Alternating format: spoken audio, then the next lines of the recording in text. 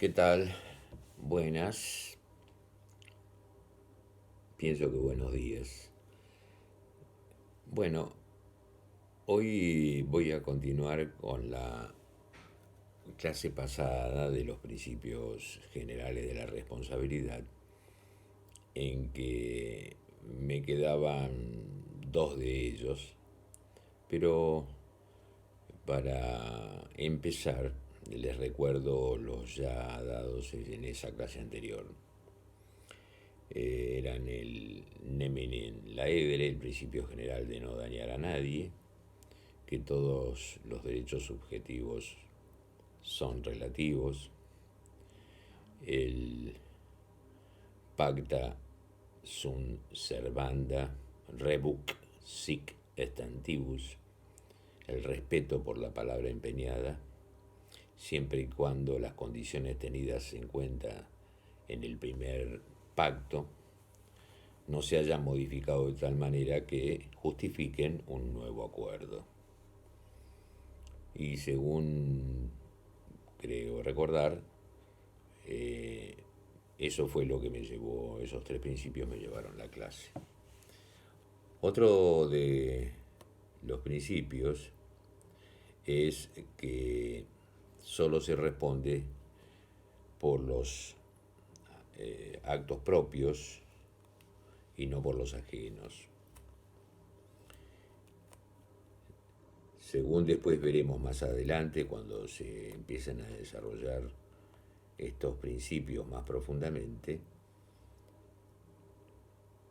en el derecho siempre hay aparentes contradicciones, como por otro lado el derecho es un reglamento de la vida, un reglamento que se aplica a las relaciones sociales,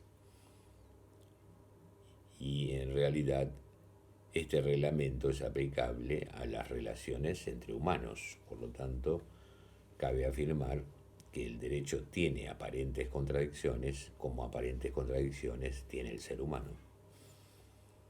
¿Por qué les digo esto? Porque si nos guiamos por la vida, ¿no? Por los hechos que ocurren en la vida diaria, en el día a día, eh, parecería que no es cierto tal principio en que se responda solamente por los actos propios y no los ajenos, desde el momento que nosotros, cuando ocurre, por ejemplo, un accidente, pronto podemos medir que la respuesta que se da en punto a la responsabilidad es que es tanto responsable el dependiente como el dueño, en este caso, supongamos, de la empresa de colectivos. Lo que sucede es que la responsabilidad refleja está basada, en definitiva, en un acto propio. Entonces decía yo al comienzo de este principio que hay una aparente contradicción en que solo se responde por los actos propios y no por los ajenos. Desde el momento que la responsabilidad, en el caso del ejemplo de la empresa de colectivo respecto del chofer que tuvo un accidente de tránsito, la responsabilidad se extiende porque el empresario tuvo lo que se llama una responsabilidad al elegir, culpa in eligendo o culpa in contraendo, culpa al contratar o culpa al elegir a ese chofer. No tenemos por qué asombrarnos que ocurran hechos en donde se eligieron personas que tienen antecedentes penales, que no tienen en condiciones los registros para poder manejar, que manejan con registros vencidos. Por lo tanto, cuando veamos los presupuestos básicos de la responsabilidad, que entre ellos vamos a ver el factor de atribución, culpa o dolo, culpa es impericia, negligencia o imprudencia. Cuanto menos el chofer es culpable, pero también hay una culpa al contratar o al elegir de parte del empresario. Esto se llama responsabilidad refleja o indirecta. Desde ya les digo que entonces no burla el principio que se responde por actos propios, porque el acto propio fue, vuelvo a insistir, la negligencia que cometió el contratante o el que eligió a ese chofer. En este podemos también analizar hechos estrepitosos desde este punto de vista, que ya lo vamos a ver más profundamente, pero vale la pena recordar, por ejemplo, el desastre de Cromañón, en donde es la primera vez en la historia argentina que la culpa indirecta llegó hasta el intendente, que tuvo que renunciar. También hay otra causa del desastre de los muertos de Once, que también llegó la culpa indirecta a altos funcionarios de la municipalidad y del propio gobierno nacional. Pero como si fuera es algo que el derecho habitualmente aplica a todos los actos, porque si no sería, si uno no hace un como si, ¿qué quiere decir esto? Siempre ha habido discusiones, grandes discusiones entre lo que dicen los libros o aquel que tiene experiencia, el que experimenta todos los actos y que por eso habla con el valor de la experiencia, eso es lógico. Como si el valor de lo que dicen los libros no hubieran sido escritos sobre la experiencia de los propios escritores. Con lo cual hay un momento de inflexión que los dos campos se juntan. ¿Y esto qué quiere decir? Que yo tengo que hacer un como si y no tengo necesidad de matar a alguien para poder comprender los alcances del homicidio. Si no, sería un paradigma que bastante, por muchas personas, bastante mal nos ha ido en estas interpretaciones. El otro principio general de la...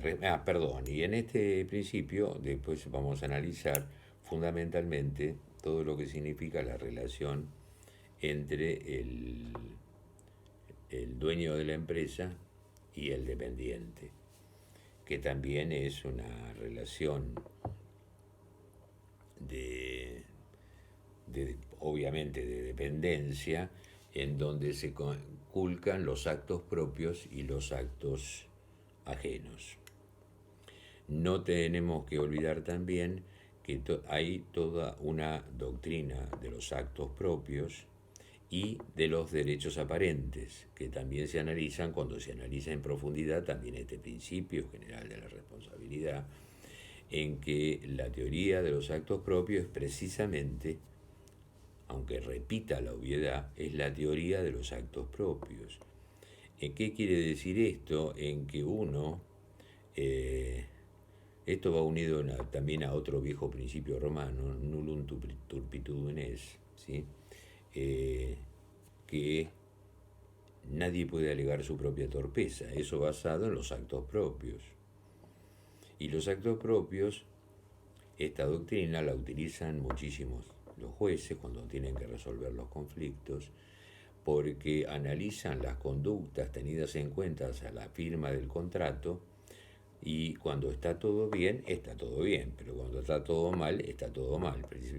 Precisamente es post facto, cuando se tiene que analizar el conflicto, y una cláusula cuando fue celebrada hace bastante tiempo, cuando se hizo el contrato, se analiza la conducta de aquel que fue el victimario o la víctima para darle la verdadera interpretación que se le tiene el alcance de la cláusula contractual, porque en su modo de hacer, en su modo de accionar, eso marca la interpretación propia de los actos que realiza aquel que como sujeto contratante, y no nos olvidemos que el contrato es ley para las partes, cuando se dictaron esas propias cláusulas contractuales, la teoría de los actos propios nos va a ayudar a interpretar qué entendió razonablemente aquel que firmó la cláusula contractual. Y no que pueda variar esa razón en épocas malas, en épocas de conflictos. Por otro lado, la teoría de los derechos aparentes es la que se funda en la apariencia de los derechos. No solo hay que ser, sino también parecer. Y esto también nos sirve para ir interpretando los grados de responsabilidad que tenemos en el tema de los contratos. Bueno, dejo acá y continúo aparte con el último principio, que es el de la buena fe.